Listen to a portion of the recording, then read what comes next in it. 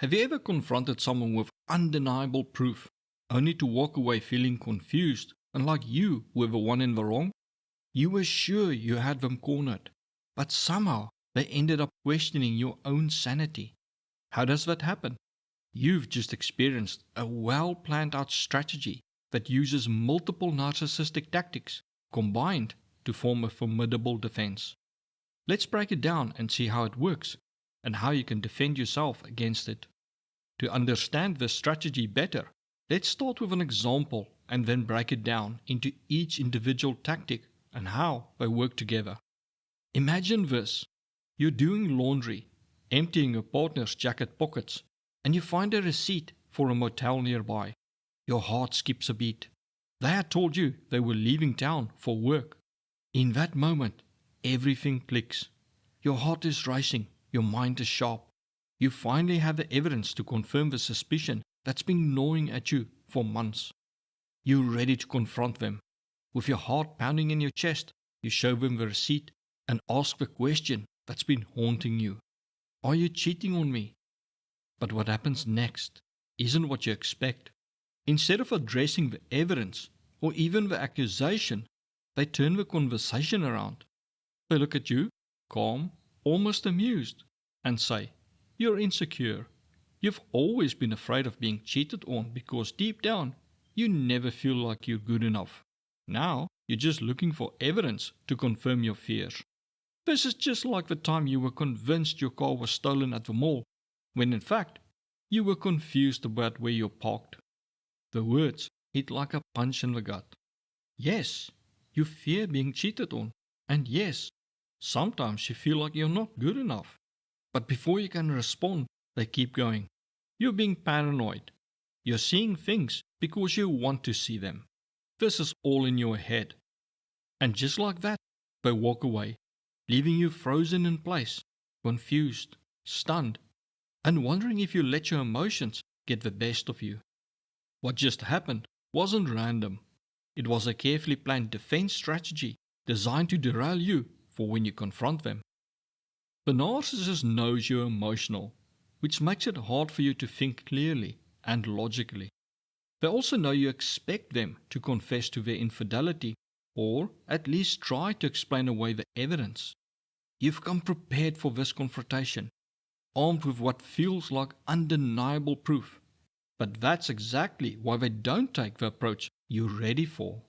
Instead of addressing the evidence or accusation, they completely ignore it.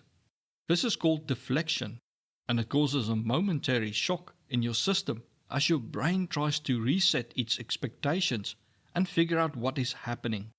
Your mind struggles to process how they can outright ignore the evidence as if it doesn't exist. Not only does this confusion disarm you, but it also leaves you with no clear way to argue back. They haven't denied or admitted anything, and they've offered no explanation for the receipt, so there's nothing for you to attack. In that brief moment of confusion, your defenses are down, and the narcissist seizes the opportunity to exploit it. Their next step is even more cunning. They validate your fears and emotions. You came prepared to defend yourself, expecting pushback, but now they seem to agree with you, or at least that's how it feels to your brain. They repeat your fears back to you, that you feel insecure, that you fear being cheated on, and that you struggle with feeling like you're not good enough. This disarms you completely. For a moment, it feels like they are on your side, like they understand you. This is a stunning move as it makes you defenseless against them twisting the narrative. They now claim that the reason you think they are cheating on you is because you are insecure and fear being cheated on. By not even addressing the evidence, it is made irrelevant. And this is where the real manipulation, a form of gaslighting, occurs. They now claim that your belief they are cheating stems entirely from your own insecurities. In doing so, they erase two critical truths. The fact that their abuse and constant devaluation of you is the real source of your insecurity, and the fact that the receipt is the real reason you suspect infidelity.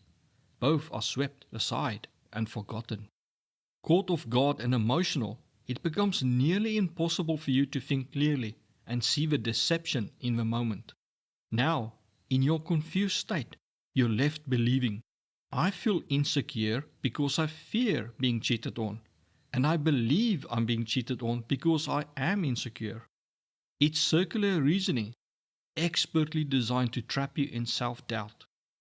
The next thing they do is give you the illusion that they addressed your evidence without actually addressing it or referencing it. By claiming your evidence is just you trying to validate your fears and beliefs, and nothing more, they totally dismiss it as nothing more than just in your head. Then they strengthen their claim by using an unrelated incident as proof they are right. By bringing up a time when you were convinced of something and was proven wrong. By this time your mind is spinning and you may think that you just made it all up. The narcissist seizes this moment by claiming that you are just paranoid and that you see proof because you want to see proof, instead of admitting that you are the problem because you are insecure. And before you can process what just happened, they walk away, leaving you feeling crushed, utterly confused, and often ashamed for even suggesting they were cheating. If you do manage to think about it and try to bring the receipt up again, they may just give you the silent treatment, or act emotional, such as angry, or cry that you just cannot stop with your paranoid thinking, and maybe even suggest you need help. This strategy has a devastating effect on your mind, emotions, and self-worth. It leaves you feeling ashamed for falsely accusing them, guilty for feeling insecure, and embarrassed for supposedly jumping to conclusions. It crushes your confidence in your ability to analyze situations and trust your instincts, feelings, or even physical proof that supports your beliefs.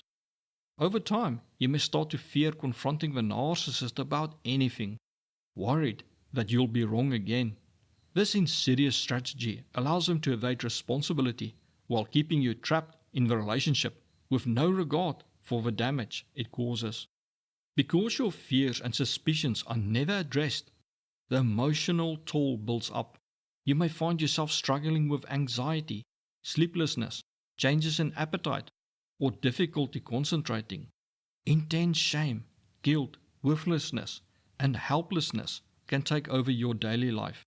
The longer the cycle continues, the more disconnected you may feel from yourself and your sense of reality. So what are you to do?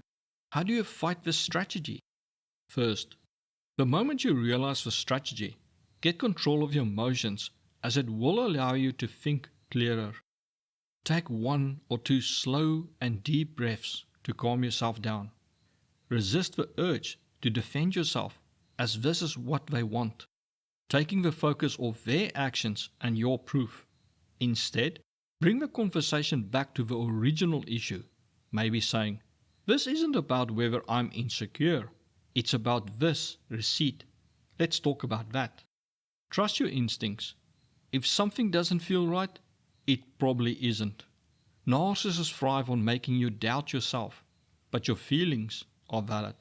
Don't let them convince you otherwise. If they keep attacking you or avoiding addressing the issue, the receipt, then you know they are hiding something. Maybe they are having an affair, or maybe they had a secret meeting with a lawyer planning to leave you.